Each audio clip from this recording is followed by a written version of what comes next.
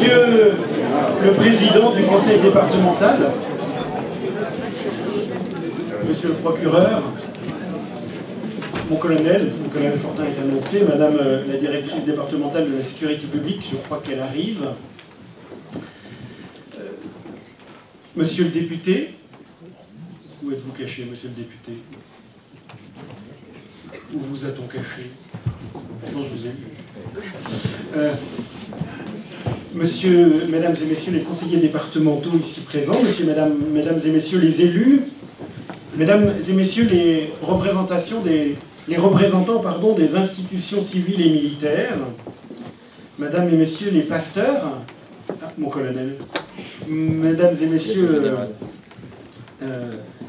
les pasteurs, les chers pères responsables de la communauté orthodoxe, monsieur le président de la communauté juive, messieurs les représentants des communautés musulmanes, mesdames et messieurs représentant nos partenaires, chers frères prêtres et diacres, chers frères religieux et religieuses, madame la déléguée diocésaine à l'enseignement catholique, monsieur le président de la Fondation Saint-Firmin, vous tous qui avez une responsabilité dans le diocèse, directeur d'établissements catholiques d'enseignement, responsable d'associations, de mouvements, laïcs en mission ecclésiale, membres des ECP, membres des services diocésains, membres de conseils, de commissions, de groupes de travail, vous qui travaillez dans cette maison, vous tous ici présents, chers amis.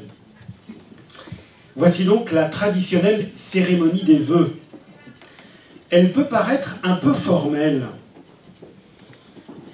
Pourtant, en cédant à cette tradition, je me disais qu'elle était l'occasion de faire mémoire et de rendre grâce. Deux expressions qui marquent la tradition religieuse et chrétienne notamment. Faire mémoire de ce que nous avons vécu ensemble et rendre grâce pour ce que Dieu nous y a donné. Et le premier don que Dieu me fait, à moi, évêque d'Amiens, c'est vous. Permettez-moi ainsi de commencer par rendre grâce pour chacun d'entre vous. Et je le dis vraiment de tous et de chacun. Cela ne veut pas dire que tout est toujours facile. Cela ne veut pas dire que je suis toujours facile.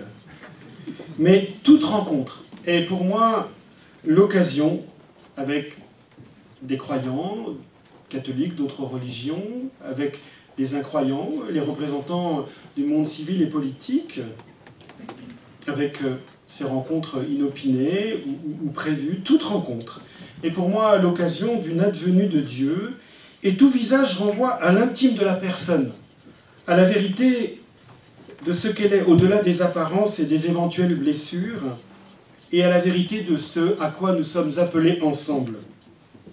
Cela peut être compliqué à repérer et à discerner, cela ne se fait pas parfois sans désaccord et incompréhension, mais cela résonne toujours comme un appel d'avenir. Alors oui, je rends grâce pour chacun d'entre vous.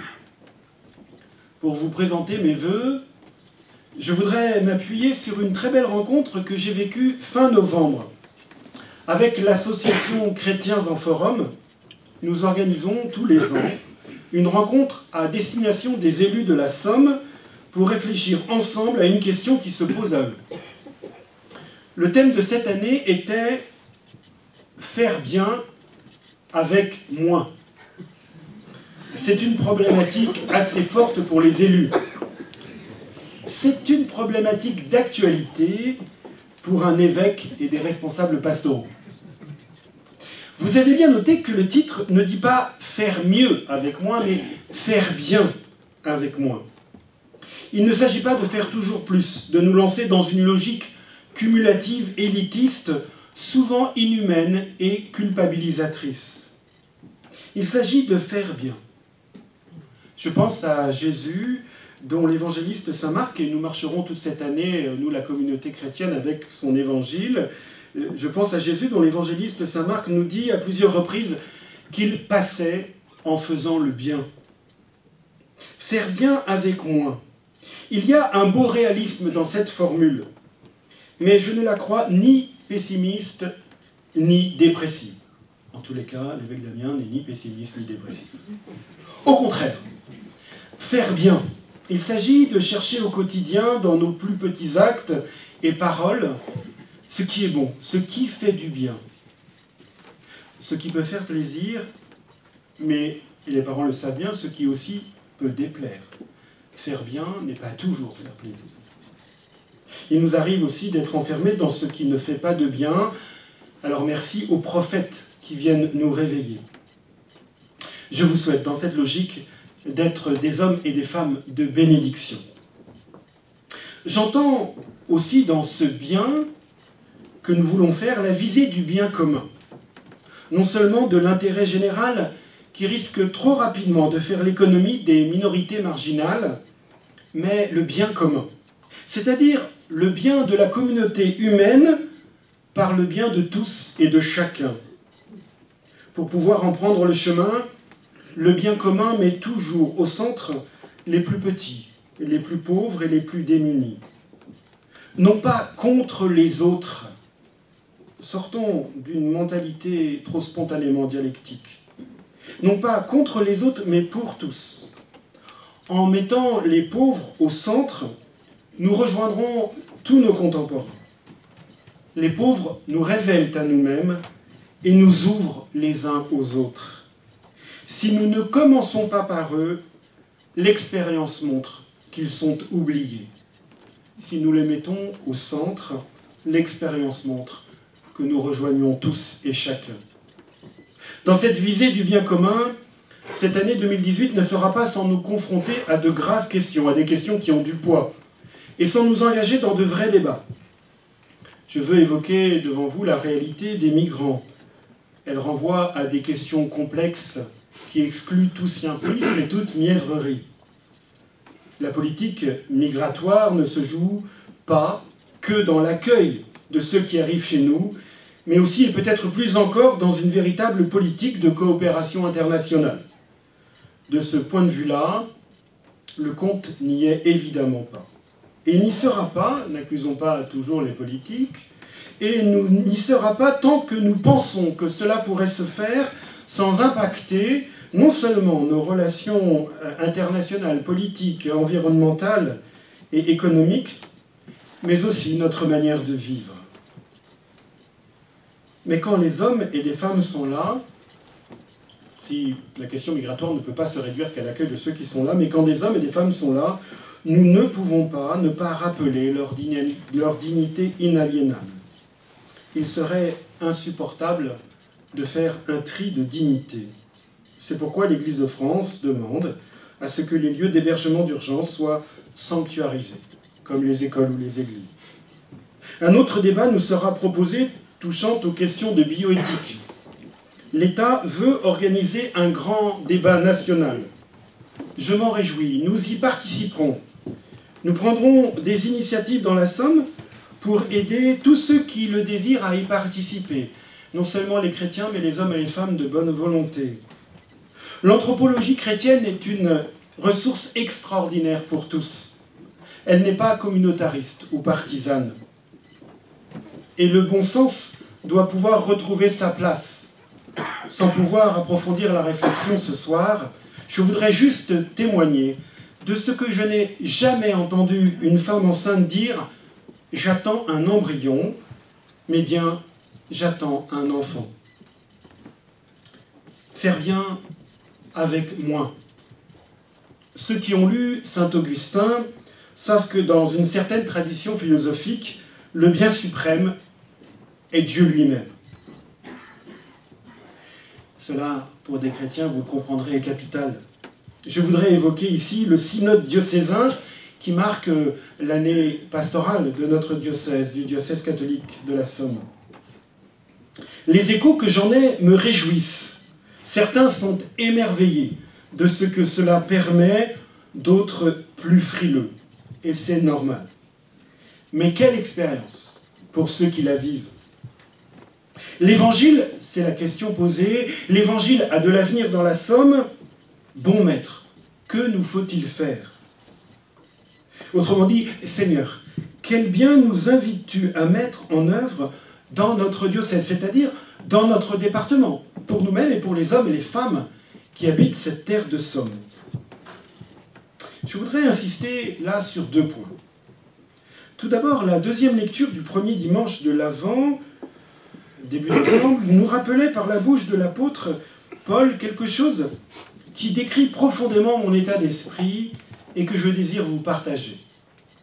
L'apôtre disait aux chrétiens de Corinthe « Aucun don de Dieu ne vous manque ». Chers amis, pour la vie de notre diocèse et son avenir, aucun don de Dieu ne nous manque. Le Seigneur ne donne pas moins qu'hier. Il donne autrement. Bien sûr, il nous faut prendre le temps de reconnaître ces dons, et pour cela souvent de changer de regard. Il nous faut prendre le temps de les nommer, d'en prendre soin, de les articuler ensemble, de leur permettre de se déployer. Il faut que nous nous aidions à comprendre que nous sommes ces dons que Dieu fait à la somme et que nous acceptions d'être donnés. Mais vraiment, aucun don de Dieu ne nous manque.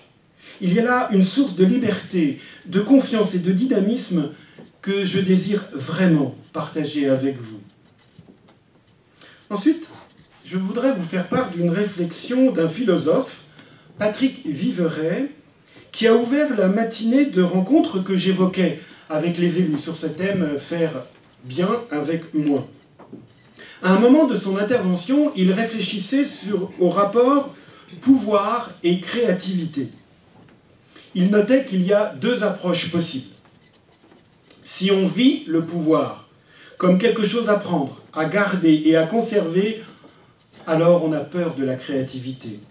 Elle est perçue comme une contestation et comme un danger.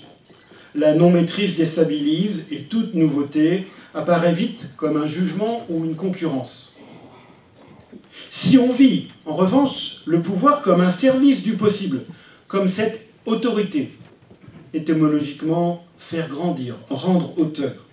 Si on vit le pouvoir comme service du possible, comme cette autorité qui désire aider chacun à déployer ce qu'il peut, à croire au possible qu'il porte, sa capacité de pouvoir, à déployer l'audace de ce qui est possible, si on vit le pouvoir ainsi, alors on n'a pas peur de la créativité.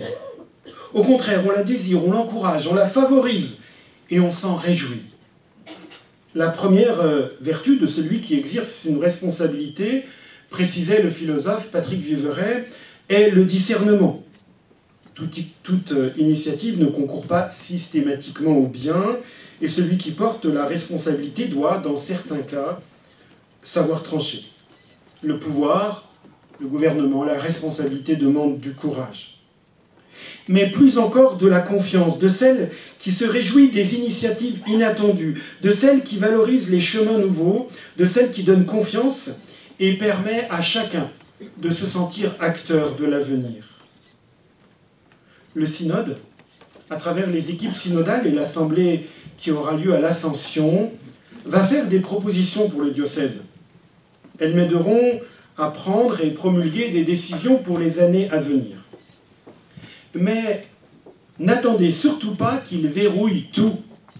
Ce que je désire vraiment, c'est qu'il stimule en nous la créativité, qu'il déverrouille en nous ce qui nous empêche d'oser.